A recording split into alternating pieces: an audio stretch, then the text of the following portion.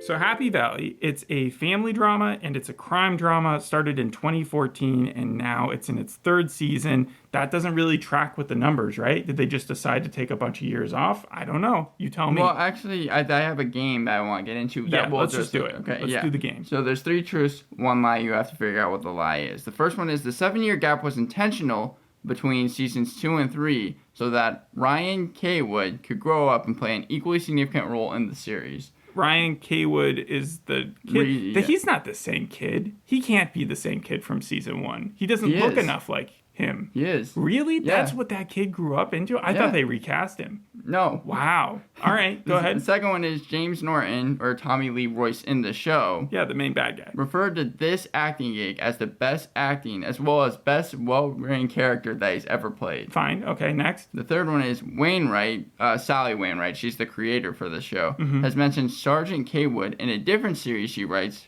for called Blast Tango in Halifax, also starring Sarah Lancashire. That's very believable. And then the last one is the show has been praised by other police officers for its accuracy. Damn it. They're all believable. And had former police officers advising the show. Yeah, but you're saying one is false, One is right? a lie, yes. Okay, and the second one was what? The second one was James Norton referring to it as the best acting gig he's ever done. I'll have to say that one because it's the least... I mean, it's still plausible, but it's the least likely. You got it. Yeah, I thought that all the other shows being all the other facts all the other ones crazy. sounded 100% right after, especially once you said that it was the kid. Like, you kind of gave me that. But yeah, the weirdest thing about Ryan Cawood is if you go back to the first season, and I saw this years ago, so I didn't remember hardly anything about it. I had to go back, check out a couple of the episodes. I didn't watch the full things. I only watched the full season of this, but it did remind me a little bit more about it. And I was like, oh, okay, that there were a lot more connections to the first season that I was like, okay, now I know where this began. It didn't actually begin at the daughter's death, which I thought maybe it did. But it began at the time when Tommy was still out and they had to catch him. But yeah. Yeah, he was 9 or like 8 or 9 when they started. Ryan was. Yeah, Ryan was. And then he was 16 when they filmed this. In fact, he even made it funny. Like he was in an interview and he was talking about how he was so scared to go back to Happy Valley because he was the main reason why it took 7 years for everyone to get back together. So was he not in the second season? No, he was in the second season, but Sally Wainwright, she was always intentional. Right after season 2, she was like, I want Ryan, the character, to be a lot more... and they just didn't want to recast him. Yeah, that was the main thing. That's the funniest part. That was the main thing. They were like, no, we want it to be as authentic as possible, but we want Ryan to be older so that he can make his own decisions because we think it would work really well for the final season of this show. They all do a good job. The acting's one of my pros in the thing. It's a family drama, it's a crime drama, and they intersect a lot. This show is proof that you don't need that glossy Apple filter that we get on a lot of shows now to be good. Like, all it requires is good writing, good characters, good acting. Like, it all comes together here. I'm going to give this thing a 9 in the end. Wow, the whole a 9. Entire season. I don't think that's that big a surprise. It's like you're reading a murder mystery plot, but you're watching it come alive on screen. Even better than I would say most seasons of Sherlock. And those type of shows. I do have other comparisons. The Fall, Strike, Endeavor, Line of Duty, and Rain Dogs, because the main character plays completely different, but like their accents at least are very similar and they sort of look the same. Mayor of Easttown, I believe that's all, because that's got this... The thing is that the main character here, Catherine Cawood, is going to retire after 30 years of being a policewoman at Skircote Road in it's not Halifax, is it? It's in Yorkshire. Yeah. So she's about to retire from her job, but that's when everything comes to a head because her biggest case comes out of the woodwork because Tommy, who's already in prison, gets arrested, which I didn't know you could do. Did you know that you can get arrested in prison? Like, police will come up and handcuff you in your prison cell. At least it's the way it is in Britain. And they'll take you in for an interrogation. And they start asking him about this body of this guy named Gary, who they found after 10 years. He was in this tub in the middle of some landscape somewhere. And they were like, so we know that you have something to do with it because some other people heard you talking about it and bragging about it. We need you to pin the guy who murdered him. And so they want to get this guy named Darius Kanetovich, who's running for like mayor or something, city council, and everybody knows that he's dirty, especially in the police force, especially Catherine, but they can't nab him. And Tommy isn't willing to finger him; he fingers someone else for the job. And so Tommy is about to go to trial for another murder, even though he's already in jail. And Catherine is off doing her own thing. And that's how the first few episodes play out. We also get a whole nother storyline with her and her personal life, because yes, you have Ryan Cawood, her grandson. And so the story there is a little complicated because Catherine is the grandma, obviously, and her daughter committed suicide soon after Ryan was born. Did you hear about anything about so because I saw the first 10 minutes of the first episode, the suicide happens like before the show even starts, right? Yeah, and she does, in the first episode, the pilot of the whole entire show, Catherine does a good job of defining her own character when she just goes on a monologue when she's about to arrest that one guy. Like, she's like, I'm a 47-year-old grandma who has to take care of it. That was the beginning scene, Yeah. So they don't do that necessarily here. You kind of get what's happening, but you kind of have to listen carefully. At first, you might think that Ryan is her son if you're just jumping into the show now. You don't necessarily have to watch any other seasons to understand what's going on in the third season. But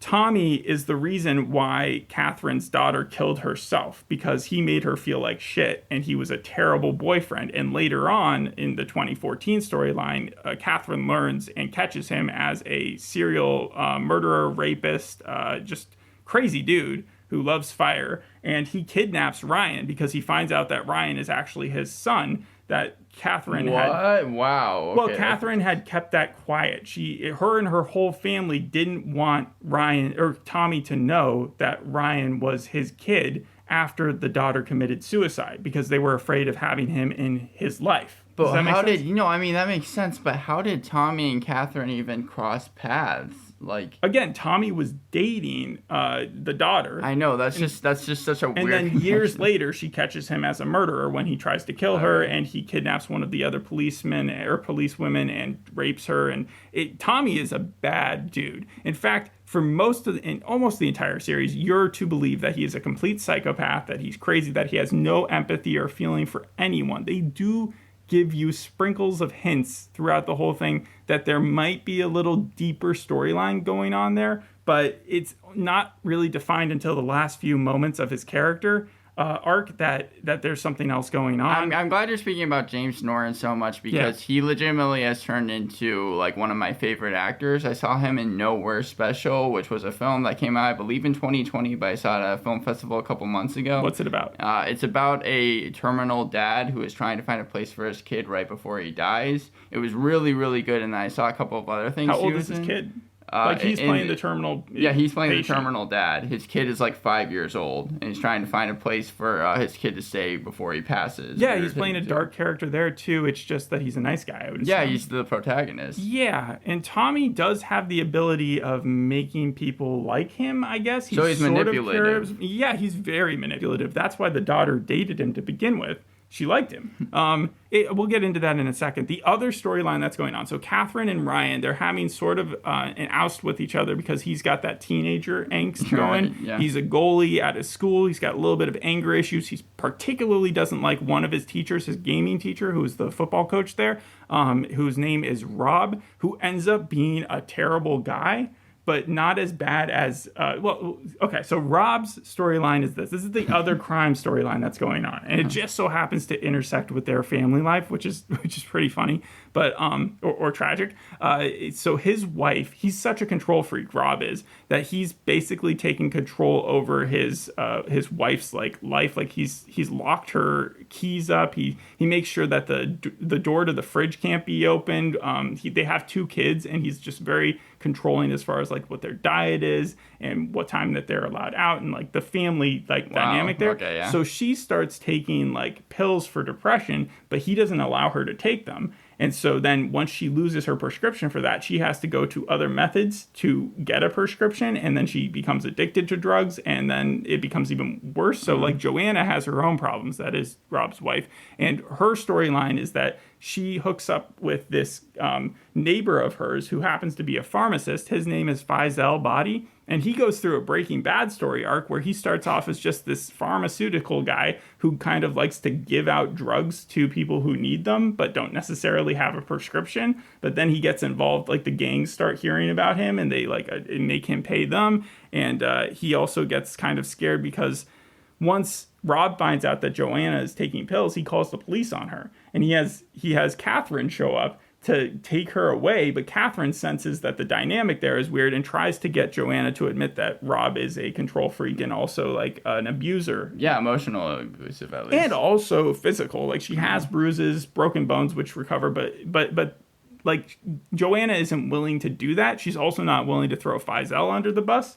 And so what she ends up doing is teaming up with Faisal to murder Rob, and she tells Faisal that, it's like you're sort of supposed to be on their side and sort of not. I know you are, but it's just the plot is so crazy. At the same time, Rob is trying to get really close to Ryan. Like he tries to get him in trouble at first, but then he wants to like control him by like also being his friend. So it's kind of like that friend in the family thing where he's trying to get a connection there. And for a while, the show takes you in a direction where you think, okay, is he going to manipulate Ryan into like distrusting Catherine or something? It doesn't head in that direction. Instead, Faisal turns on Joanna once Joanna tells him that she really never told Rob about getting the pills from Faisal. And that was what Faisal was really concerned about.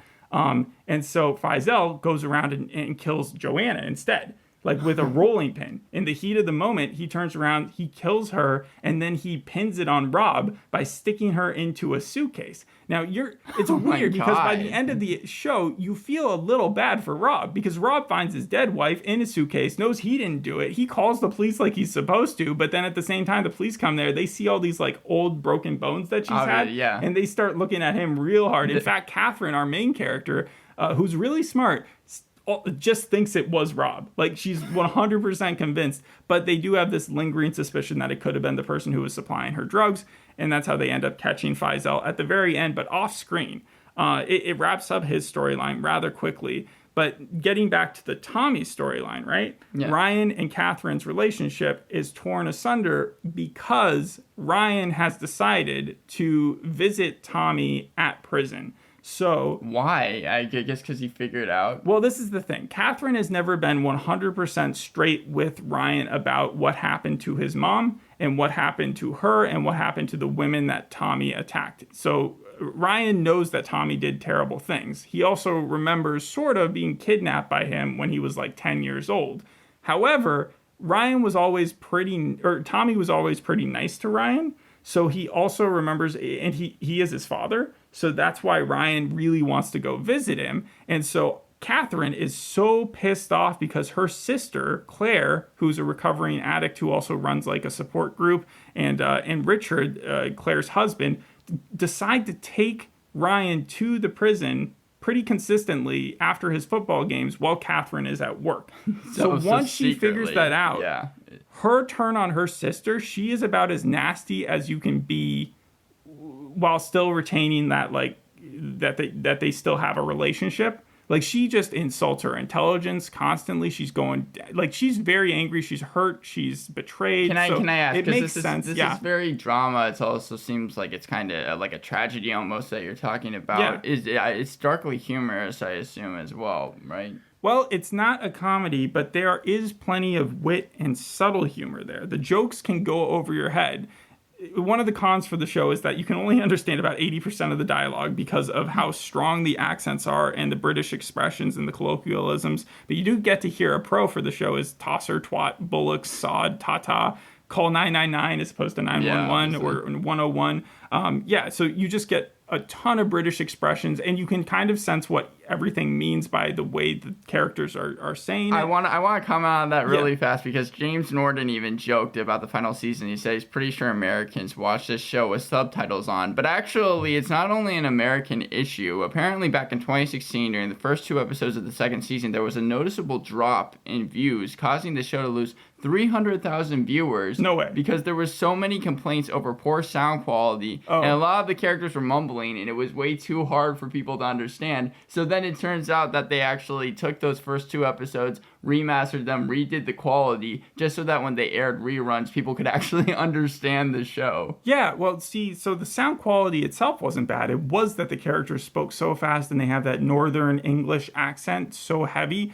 that, and the characters they cast for, or the actors and actresses they cast for it, don't give a fuck. Like, they want you to hear, or they want it to be as realistic as possible. So they're not going to be pronunciating every single word. They're just going to say it how they're going to be like spitting it sometimes at you. Also, the visual quality, if you go back to the first season, it is better. It's not, again, Apple quality, but it is like BBC show, the best that they can give. So I think they know that this show was going to be super popular. Like, what other show can you think of that they grant 10 years to make the third season for? Yeah, no, I mean, like, that's the thing. Sally Wainwright, I think, was given, because this show has gotten so much props throughout the years. Mm-hmm. Even Sarah Lancashire, she received an Outstanding Achievement Award for her work in this show. I know that it's been nominated for a ton of BAFTA awards, and I think even won the BAFTA award for Best Drama in 2015 against, like, tough competition, too, like Peaky Blinders and James Nesbitt's show. So she writes it all herself? Yes. In fact, she really needed help with the finale the most.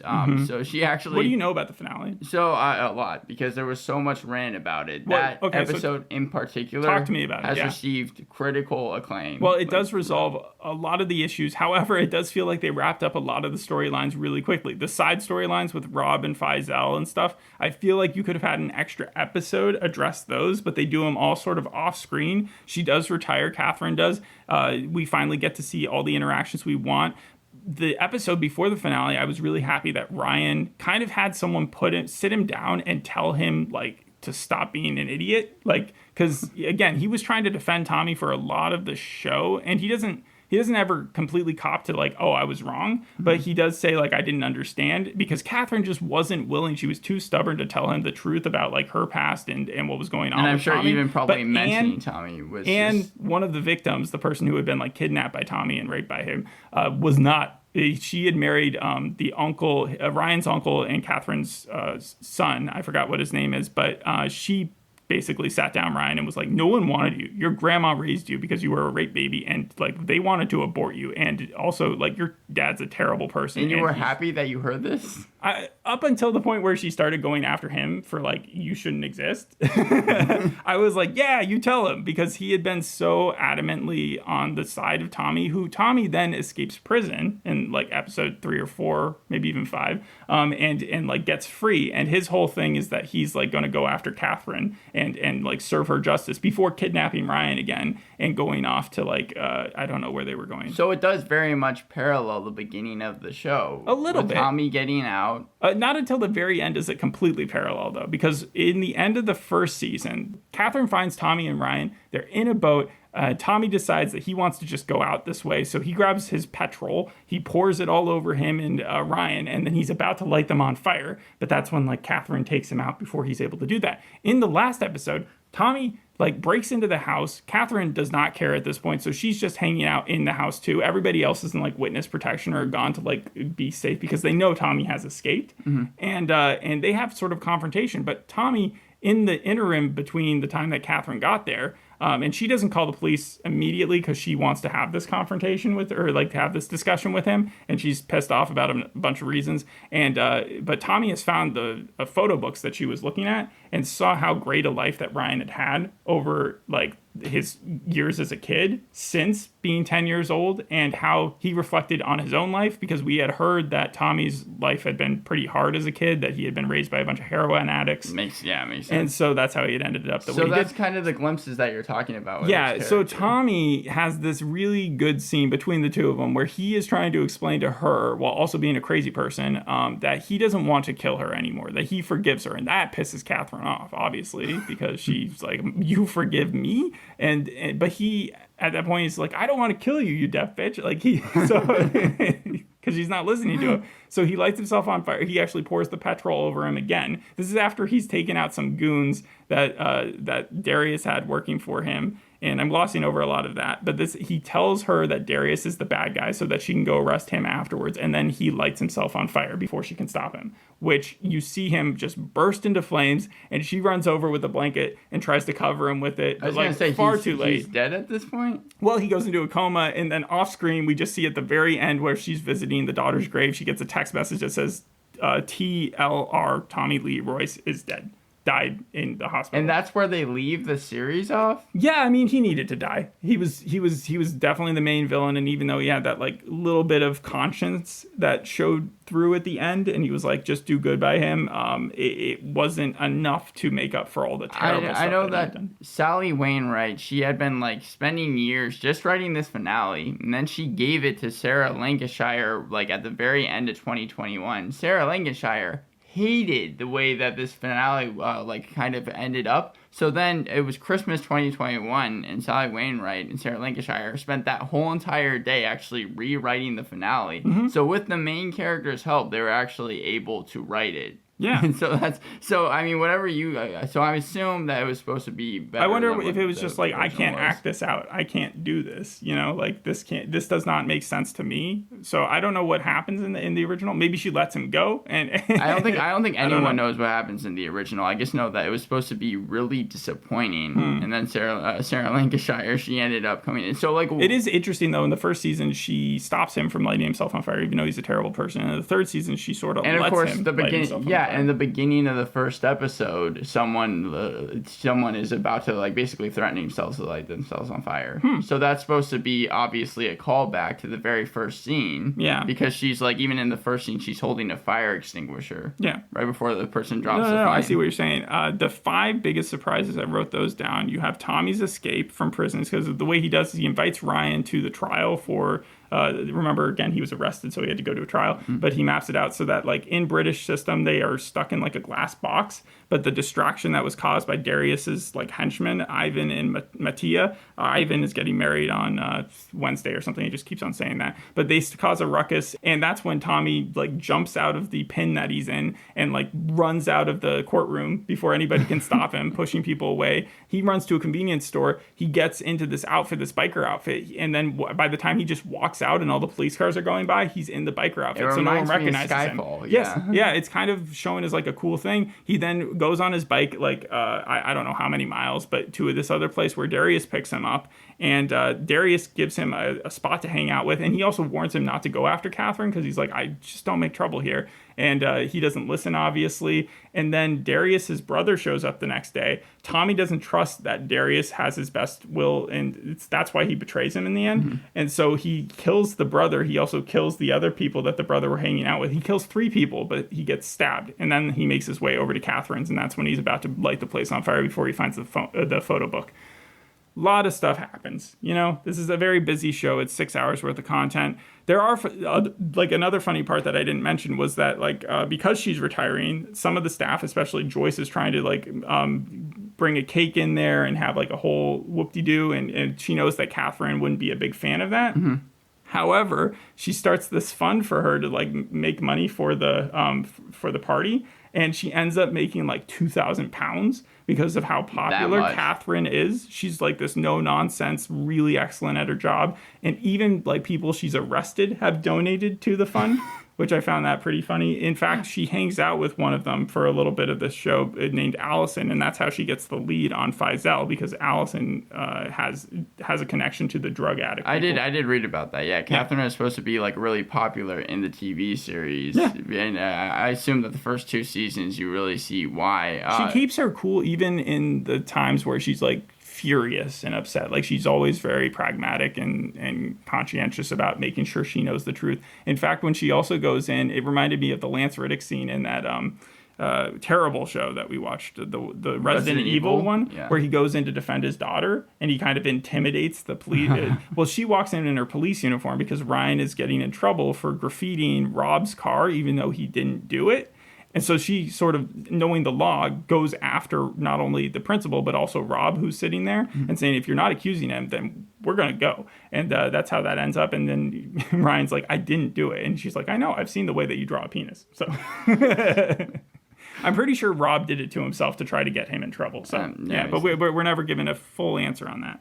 overall, yeah. the show has gotten, like throughout all 3 seasons, but this season is no different, critical acclaim. I think the first season had 96% on Rotten Tomatoes. Second and third season have 100% on Rotten Tomatoes. And it has an 8.5 on IMDb, and I think it's like number 224 on the top 250 as well. It makes sense. The thing is that, like, I only have 2 cons for it. One is that it wrapped up the storylines too quickly. Not the Tommy one, but the other ones. Like, why introduce those, and why have it be so convenient? Was that it Ryan's... almost because the other 5 episodes were so big that it seemed like episode 6 was anticlimactic? They did so much to set up the Faisal storyline. They showed him becoming Breaking Bad, like doing the thing where he decides to kill the person he's been helping the whole time.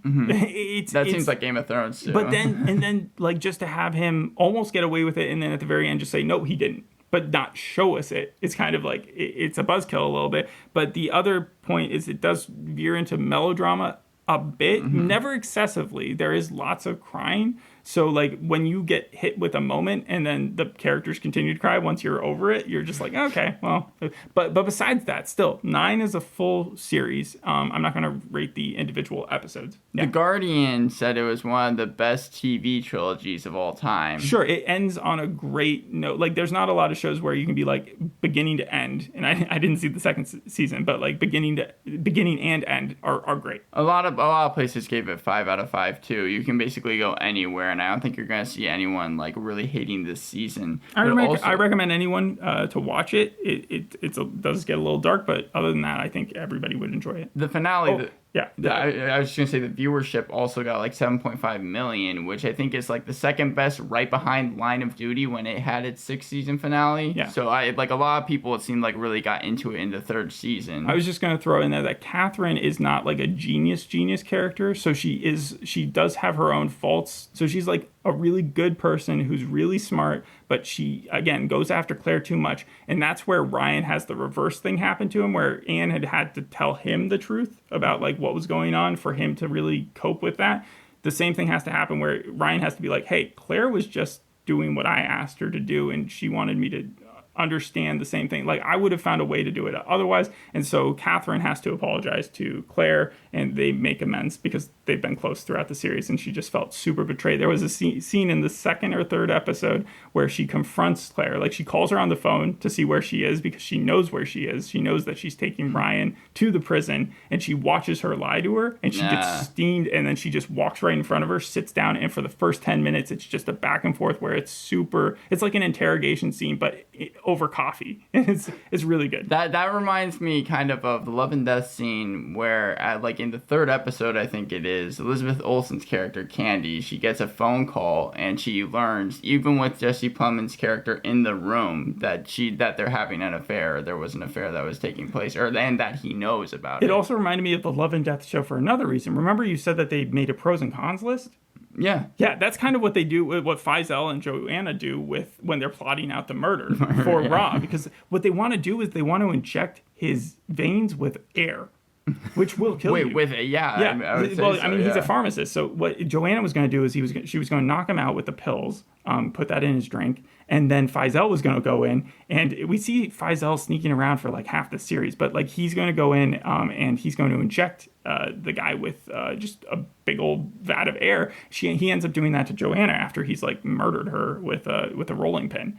So it's pretty gross. Also, to think about how Rob and Joanna had 2 kids, and they have to go now live with their grandparents, kind of in the same way that Catherine has had to raise Ryan, and Faisal's kids. He has 2 daughters as well, and so his kids are going to be really torn by this too. So it just felt like a weird thing to kind of ignore or just to barely talk about at the end there. But it was nice to see the conclusion, and Catherine even talked to her daughter as sort of a ghost that she's been seeing over the gravestone, and that was kind of where they ended it.